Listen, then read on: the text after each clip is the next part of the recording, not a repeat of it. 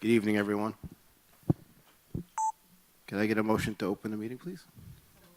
Second? All in favor? Aye. Please stand for the pledge.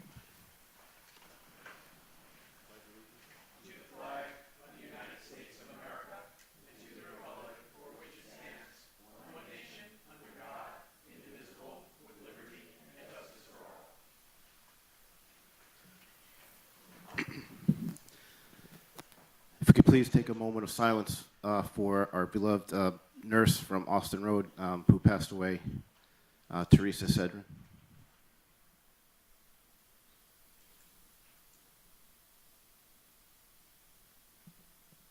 Thank you. Please keep her family in our prayers and her Austin Road family. She was well loved by all of everybody that knew her. So with that, I will turn it over to Superintendent Tona for tonight's budget presentation.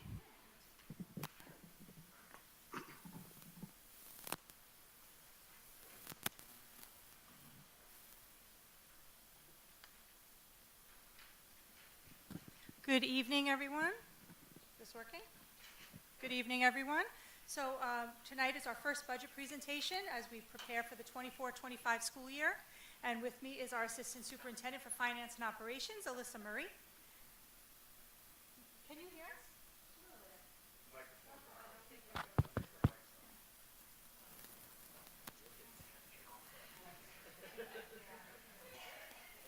Maybe I should use a different microphone. Hello?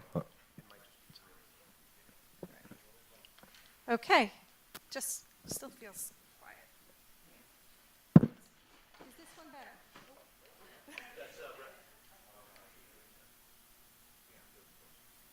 If you keep using that same one, I can turn it up. Okay. Thank you. Oh, that's much better. All right. So again, our first budget presentation as we prepare for the 24-25 school year. We're going to look at the process, our priorities, enrollment, look at the tax levy limit, as well as some cost drivers. So here is the budget development process. So we've already started receiving our budget requests from all of our departments and administrators in the buildings. And tonight, as I mentioned, what the title is, and here you can see the rest of the topics for February, March, April, where the board will adopt the budget, and then the annual budget hearing on May 7th, and then the budget vote and trustee election on May 21st.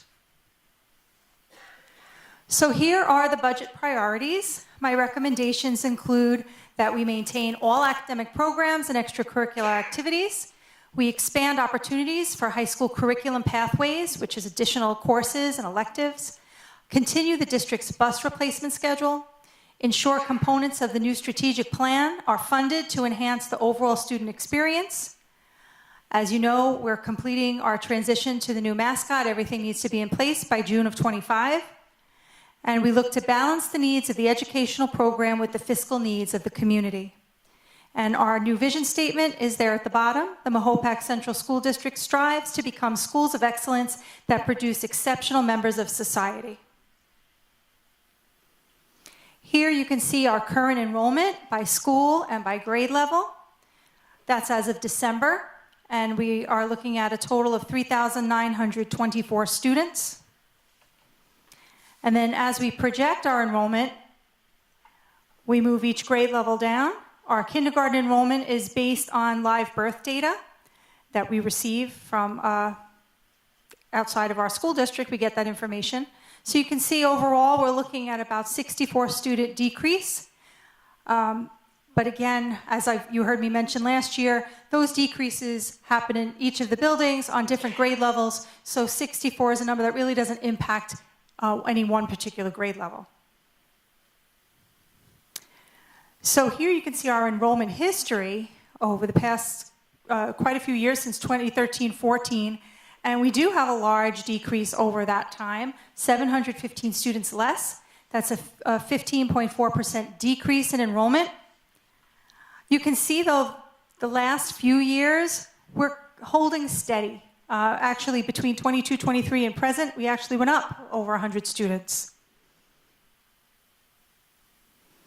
And then a big driver of our budget is looking at our elementary class sizes and sections. So we always like to have as small of a class size as possible, but while also being fiscally mindful.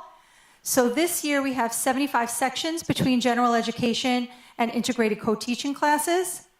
And then as we move the numbers down by grade level, we are up 2 sections that we project for 24-25. And you can see at grade 2 this year, Austin Road had an increase of new entrants at that grade level, so it pushed their average class size to 27. So we're looking to lower that when they get to 3rd grade next year, because 27's a high number in 2nd and 3rd grade. And now I'm going to turn the microphone over to Alyssa Murray. Thank you. So you have here the tax levy limit. This is an estimate. So what this is a calculation that is done year to year. This formula determines the maximum percent that we can raise school property taxes each year. So this should look familiar. It was in the budget presentation last year. And I'm going to go over a couple of the categories to really understand how we get to this number. So we start with the prior tax year levy. Then we go with the tax-based growth factor, which is given to us by the New York State Department of Taxation. This number is based on new construction or significant additions in the Mahopac School District. So this number is given to us. It's out of our control. We just plug it into the formula. Then you have prior year exemptions, which are the capital exclusion based on the fact that we have a capital project ongoing. That determines that number. Then you have the allowable growth factor, another number given to us, so out of the district's control. And that's based on cost of goods from prior year and the increase. And as you can see, it's either lesser of CPI or 2%. The next slide, you'll see what CPI is for this year. And then the number that we really control is the coming school year exemptions, which is our capital projects debt minus the building aid that we receive. So when you look at this formula, most of it is given to us, and we just plug in that capital project exclusion. So then what you get is an increase of 2.57%. So that's the maximum we can go up in taxes for the 24-25 school year. And I'll go to the next slide, which shows the history of where the allowable tax levy limit has been and where we actually have levied. As you can see for 24-25, we don't have that information yet, as you'll see it in the future presentations. So for example, last year, we had an allowable limit of 3.71%, but we actually levied 2.81%, so under the levy. So again, what I showed you was the maximum amount we can levy for this year. And you'll see CPI for this year is 4.12%. So here are the major cost drivers for the budget this year. We have 3 bargaining units in negotiations. Salaries and benefits for majority of budgets in New York State are 70%. So that dictates based on the contracts that we have to negotiate. Then we have BOE services. We do 2% increase on average.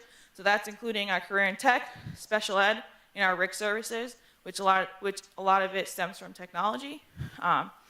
You have ERS, so we have to contribute 15.2% of our salaries for 24-25, non-instructional, an increase from last year of 13.1. And then we have TRS, 10.02% on instructional salaries. Again, those numbers are given to us from ERS and TRS. And then you have the health insurance average rates increase of 5%, and then transportation 2%, and utilities 2%. So that's just based on inflation. So preliminary budget considerations. So this presentation will just kind of briefly go over revenue, and then the following presentation will really dig into the numbers. So we received the New York State Governor's budget proposal a couple weeks ago. Again, that's a big factor of our revenue, along with that tax levy limit. We have federal grant monies, foundation aid, which is in the budget proposal, tax certiorieries, and BOCES aid. So this is annual federal grants that essentially kind of stay the same every year. This is part of the ESSA grants, Every Student Succeeds Act. So these grants, as you can see, each funding source has a purpose, and we have to stick to that purpose, and we have to write budget proposals and get them approved by the state each year, and we have to use them for those certain items. So that's 1.4 million. So next steps, in 2 weeks, we'll have the estimated revenue projection, which we'll go over in depth, the revenue. And then we'll also have a couple department presentations. March, we'll have more department presentations. In April, building administrator presentations and the budget adoption. May 7th, annual budget hearing. And then May 21st, the budget vote and trustee election. Melissa, quickly, if you don't mind, just for a point of clarification, on slide 10, if you could go over what the acronym RIC, ERS, and TRS stands for, just for public's knowledge on that. When we're talking about the cost structures. Yep, okay. So ERS is Employee Retirement System. Again, that's non-instructional salaries. So anything that are, whether it's custodial, clerical, some administrators, managerial confidential. And then you have TRS, which is Teachers Retirement System. So anyone that's certificated, teachers, teacher assistants, administrators, and then RIC services. Yeah, Regional Information Center. Sorry, I refer to it as RIC all the time, all the acronyms, but is that helpful? Okay. Thank you so much. And just to further clarify, ERS and TRS is the employer contributions to employee pension system. So heading down to the end here. So a couple of slides just to make sure everyone is ready and able to vote. So absentee ballot applications and early voting applications, they'll be available through 4 o'clock p.m. beginning April 24th, 2024. Or you can request through the district clerk's page on the website, or you can email our district clerk, Melody LaRocca. Her email address is there. So you have to get an application first before you can receive an absentee ballot or to cast an early vote. And those applications must be received prior to 4 p.m. on May 14th. If you're going to mail, if you want the ballot mailed to you, or if you're going to pick up the ballot, you have to bring the application by May 20th, 24 at 4 p.m. And all absentee ballots must be received by the school district clerk no later than 5 p.m. on May 21st. And also, every year we have some of our board trustees up for re-election. So we have 3 seats up, David Farfaro's seat, Michael Martin's seat, and Lucy Masafra's seat. So if anyone is interested in running for the Board of Education, you can pick up a petition from our district clerk. We're over at the Falls building now, the former Falls School. So if you head over there during regular business hours, or you can email Melody LaRocca. You need to have 43 qualified voter signatures on your petition in order to run, and those petitions must be returned no later than April 21st, 2024. So if you need any additional information, you can take a look at the district clerk page on our website. Any other questions from the board? Thanks.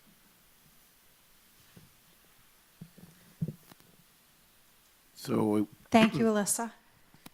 yes, thank you for the budget presentation. Superintendent Hunt, you're going to give the school report card update? Yep, I'm still here. Okay.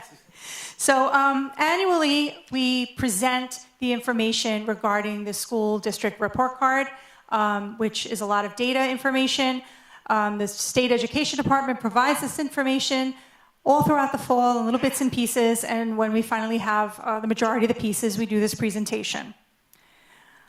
So I'm starting off with the vision statement and the mission statement of the district. So I mentioned the vision statement earlier, but to mention the mission statement, the Mahopac Central School District develops educated, upstanding citizens with practical life skills through rigorous preparation for the real world. So we're going to start here looking at our graduation rate. Over the past 6 years, you can see it's steady. We're very proud of this. This is an excellent graduation rate with 96% of our students graduating. So we'll move on to Regents results and trend data. So here's the English language arts Regents. So we have passing rates. So a passing is at a score of 65 or higher, and mastery rate is at a score of 85 or higher. So if you look all the way down to the last 2 columns, you can see the passing rate and mastery rate for our district in 2023, compared to New York State as a whole. So we are above New York State in both of those areas. Moving on to social studies, so we have global history and US history. And again, if you look at the last two columns, you can see where we are passing as well as mastery. And we have conversations all the time that we'd love to see those mastery rates increase and to see more of our students passing as well. Looking at science at the high school, living environment, earth science, chemistry, and physics. So I just noted there that 8 students actually took the chemistry regents and 6 took the physics regents. So those are not required regents exams. So you can see the last two columns, the passing and mastery rates, and again compared to New York State.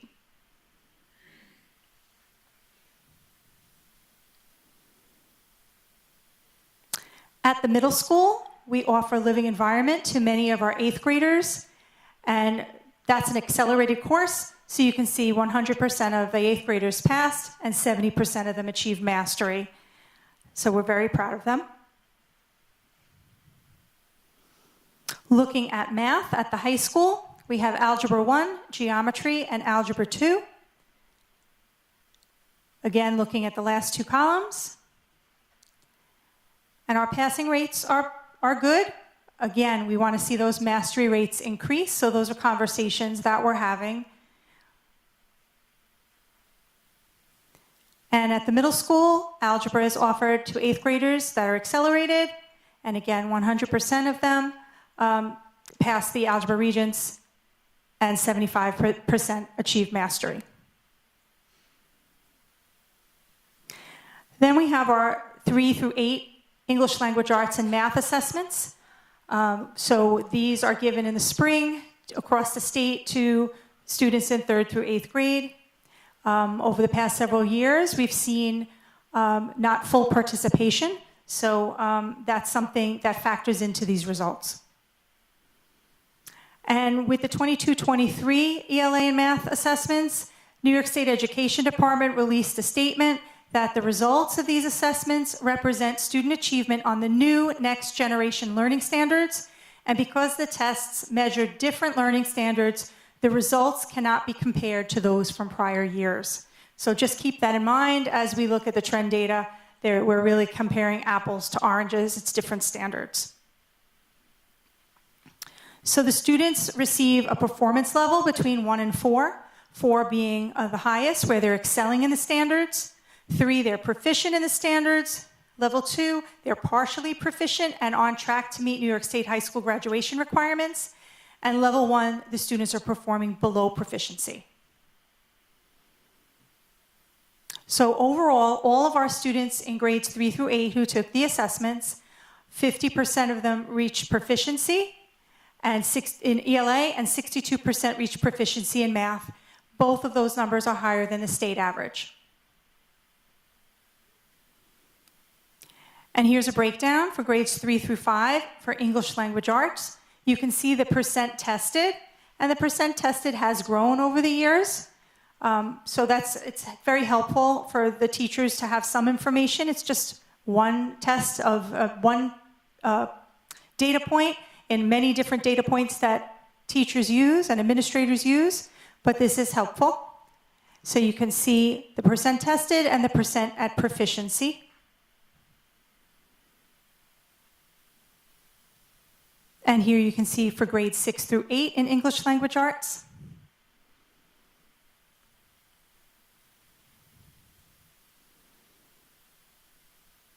And this is math for grades 3, 4, and 5.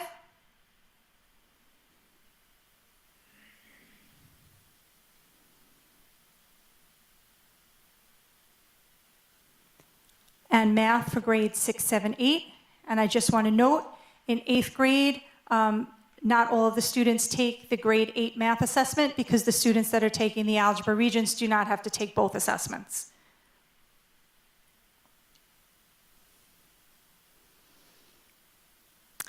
So now we'll move on to advanced placement data. So at the high school, advanced placement courses are offered. The College Board actually offers 36 different subject area exams. Students throughout the country take advanced placement exams if they wish to. In 2023, 252 advanced placement exams were administered at our high school, covering 18 of the 36 different subject areas. Over the past 6 years, Mahopac High School has offered 21 different AP exams in different subject areas. The scores are ranged from 1 through 5, with 5 being the highest.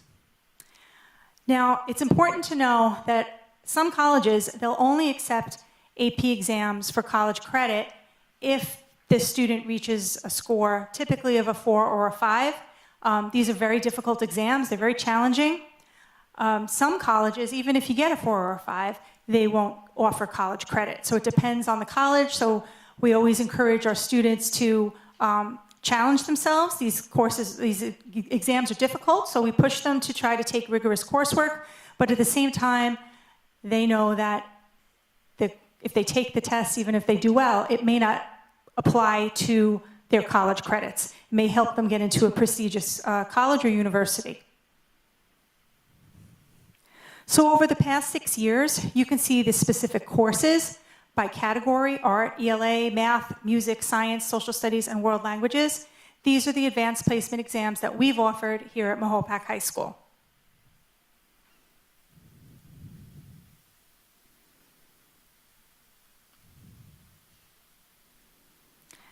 And then this slide has a lot of information on it, but you can see from 2023, each of the exams, the number of students that took the exam, the AP exam, and the average score. So in some cases, the scores are lower than others. In other cases, they're higher.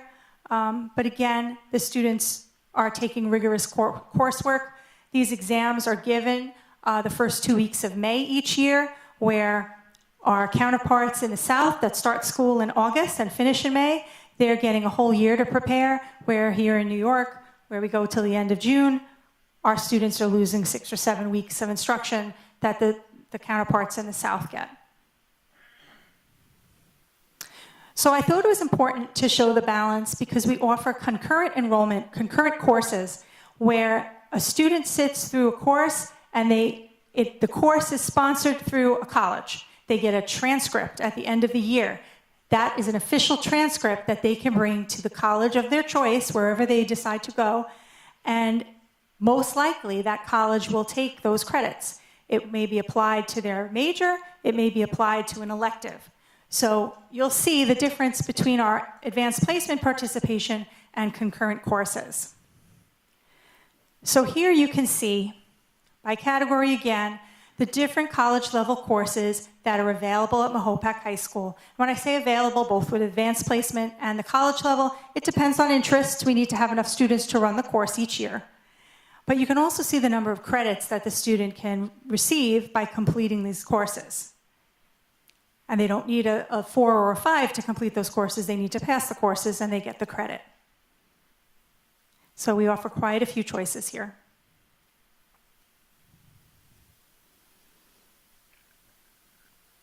So to summarize that, we offer 35 different courses that can result in college credit. In 23-24, this current school year, we have 1,055 seats taken for the college level courses. So some students obviously are taking more than one, but 1,055 seats, that's a lot for a class of a little over 300 students. So we partner with the following colleges and universities: Marist, Rochester Institute of Technology, Syracuse, SUNY Albany, SUNY Farmingdale, as well as Dutchess Community College and Westchester Community College. The students never have to set foot on those campuses, but our teachers are receiving training from those colleges and universities so that they can deliver the coursework associated with what's offered at the college. And again, most colleges will accept these courses for college credit, fulfilling either required courses or elective courses. So we just found out officially a couple of weeks ago, every year the state determines an accountability designation. Over the years they've changed what it's called. This year is a new term called local support and improvement, and that's equivalent to good standing. That's the best you can get. So our district and all 5 schools are all considered LSI schools and in good standing. So we're very pleased. And here are our core values that the board adopted recently. We value high academic standards and real-world readiness, leadership traits and uniqueness, and a safe learning environment. We expect compassion, collaboration, and empathy, resilient critical thinkers and creative problem solvers, and lifelong learners who exhibit pride for their school and community. We are Mahopac.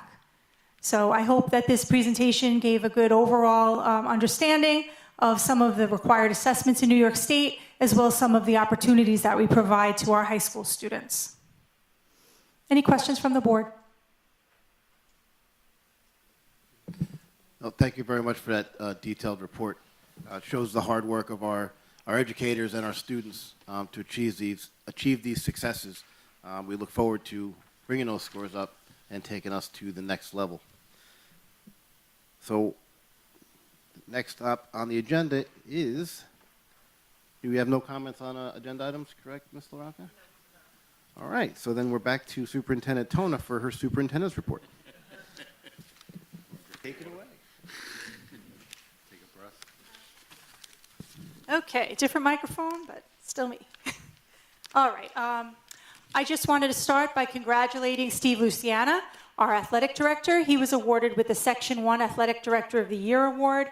Well, we've mentioned this in our newsletter, but we haven't been able to mention it at a board meeting yet. So we're very proud of Steve, and we're very lucky to have him as our athletic director. This award was selected by his peers, so that means an awful lot when the other athletic directors across the region recognize the hard work and dedication of Steve Luciana. Thanks, Steve. Recently, our STEAM fair took place. Excellent turnout. Biggest we've ever had. We had over 300 students presenting projects. We had 179 projects, so some of the students were in groups to present. And while they were judged and showed off their knowledge, all throughout the middle school, the 2 cafeterias, the hallways, we also had activities that were hosted by some of our high school groups, as well as some of our staff members that really gave the elementary students that came to visit and their families the opportunity to take advantage of some real fun and exciting learning in the area of science, technology, engineering, art, and music. So thank you to Margaret Fox and Kelly Kishak for organizing this. It is a huge feat, and we're very proud of all of our students' participation, and we look forward to it again next year. I wanted to mention we've been exploring and actually met with a representative from the Air Force as we're looking to institute a junior ROTC program here at Mahopac High School. We're in the waiting game now as they evaluate our application.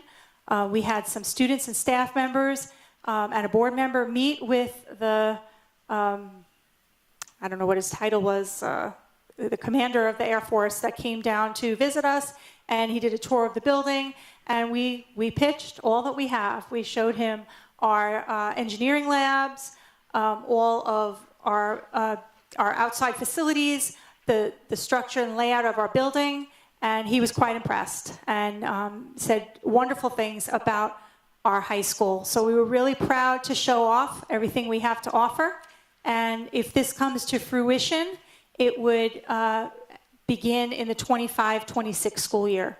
So we would not be able to start in 24-25 because that will be preparation time, and we'll need to get instructors and set up the facility so that we can welcome students in 25-26. So that's something, if you have younger students that will be in the high school at that point, we're going to be recruiting very soon. So keep an eye out for that as long as we get our approval. And athletic teams, we're finishing the winter season. Playoffs will begin very soon. So we have some exciting competitions ahead. We have many of our teams are looking to move into playoffs, so we're very proud of them. And we have some music events tomorrow night right here in the high school at 7 p.m. We have our high school small ensemble concert. Next Monday, Lakeview has concerts. Tuesday, Austin Road has concerts. And next Wednesday, February 7th, is our district-wide chorus concert. So lots coming up, so hopefully you can join us. Thank you. Thank you, Superintendent Tona. Lots of things coming up, so please, if you have time, come out and support our students and their many activities.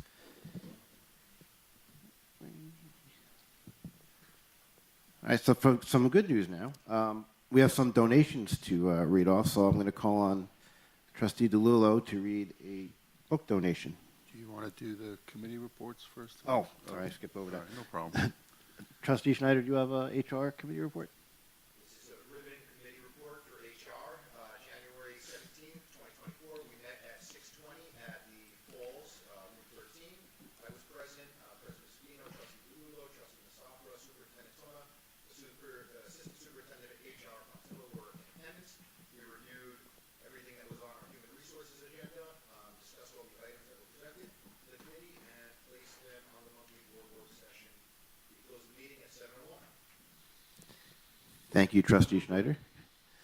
We have no other committee reports for tonight, so I will turn it back to Trustee DeLulo for the book donation. Okay, so we have a book donation, The Flu and You, resolved upon recommendation at the of the Superintendent of Schools.